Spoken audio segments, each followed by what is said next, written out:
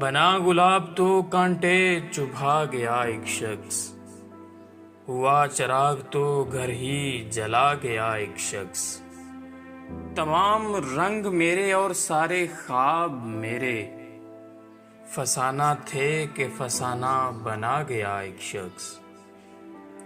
میں کس ہوا میں اڑوں، کس فضا میں لہراؤں، دکھوں کے جال ہر ایک سو بچھا گیا ایک شخص۔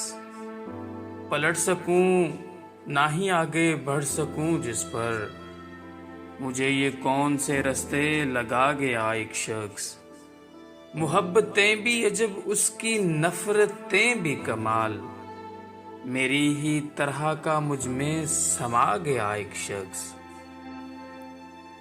محبتوں نے کسی کی بلا رکھا تھا اسے، ملے وہ زخم کے پھر یاد آ گیا وہ شخص۔